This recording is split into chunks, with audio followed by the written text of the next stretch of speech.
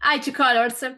My name is Eleonora, and it's a pleasure for me to interview you for youBEAT 6Shots format. I'm here to ask you some questions about your music, curiosities about Germany, and your future plans. Shall we begin? Yeah, Yes. we're ready. Okay, so how would you describe the current situation of the Berlin electronic scene? We have to say we are not often going like to clubs and stuff, so we're not really in the rave club scene Anymore. But I think my feeling is getting bigger every year. And Okay. from the sound, It's shifting. yeah, It's a bit shifting. I think right now it's again like techno, and these rave sounds are also getting into the dance pop world, which was like 20 or 30 years ago was more like hip hop, was also like just a small crowd of people listening to that stuff, and now techno is really also in the mainstream. Like the TikTok techno. And Like people are now I think this is definitely a shift in the music wise, and it's crazy to see that this kind of genre is now breaking through a little bit into the mainstream scene. It's crazy. Yes, it's good to know that. And what do you think of Kulturpass, the bonus Germany will give from this year to all the people who will turn 18? It's a good thing. Nice. It's always good to consume arts. Yeah. Sadly, I'm not 18, but I'm happy for all the 18-year-old teens. It's an interesting thing. Even in Italy, we have a bonus that it's called 18 up. It's a bonus for culture, and 18 people have 500 euros that they can spend during the year. Wow. Buying concert ticket, books, vinyls, CDs, etc. It's really good. That's nice. It promotes the culture, yeah. And how do you see the cyclicality of merch in physical format that has always involved your nation in a digital age? The return of cassette, vinyls, for example. What do you think about it? I think it's cool. We're also doing, like, we have our like first limited merch shirt, which is out now, and this is we really like merchandise if it's not just the band name printed on it, if there's like a idea behind it. We also do like merch for singles, like our last t-shirt. It's a girl from the Heavy Metal Love shoot printed, and it's saying Heavy Metal Love in the front. And it's the style of like a band merchandise. And rock. Heavy metal shirt, but in the style of Twocolors. Like that's so we really like that. And also, like, for example, these cassettes and stuff.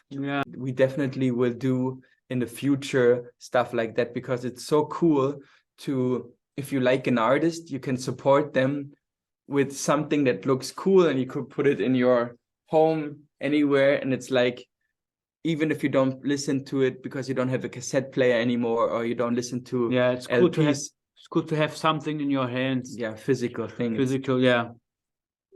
I really agree with you. Yes. And now a question about you two. You both have a strong personal background made in your hometown, where electronic music has deep roots. That's why you are exploring different styles, like TC edition, where you gave us a darker one. Nice. You're informed. We say it's always like Twocolors is like about showing that everything in life has two sides. Like there's darkness and there's brightness, and there's sadness and there's happiness, and that's also something we try to show in our music. And also the TC is like the influence of Berlin techno and Berlin electro music, because we were hearing this genre when we grew up in Berlin, so it's really like in our blood. Yes, that's so cool. And what can we expect from you in this year, 2023? Are you going to explore also other genre? I think we will do more stuff for TC, which is like deep stuff. And we also will release new singles. Yeah, new singles, new remixes. Then we're getting ready for some live shows, and we're figuring out how it's gonna sound like to play live. And it's a lot of stuff to do. Yeah, that's right. And now a question about Italy. Why did you choose to remix a song by Vasco Rossi, L'amore l'amore? What attracted you to our music? I know Vasco Rossi because of my uncle. He's really a fan from him, and when I was younger, he also showed me like his music, and we really love he's like a legend in Italy. So it's an honor to do like a remix of him. It's crazy. And what do you like the most about Italian music? I would say in the italo-disco. Yeah, italo-disco. That's definitely something that we really dig into, because it's so cool, and it's like we really like that. If, for example, if we're doing a session and we don't know what we should do, it's always the song always ends up in a certain way of disco. It's always like this. It's our way to go. If we don't know what we should do, then we always say it's time for disco, and then Pierro is using some disco sounds, and then we take it to a disco world, because it's the perfect music. It's like happy, but it's also, you can dance to it. It's good energy, always good energy, I would say. Yeah, and I would say Italian music, because I grew up listening to it because of my family. My family is from Naples, and it's very, very emotional. A lot of music, a lot about love and lost love. Exactly. Yeah. In fact, now I have a question for you, Pierro. I know that you have Italian origins, and that you're a distant relative of the legendary tenor Enrico Caruso. So music for you is a family trait.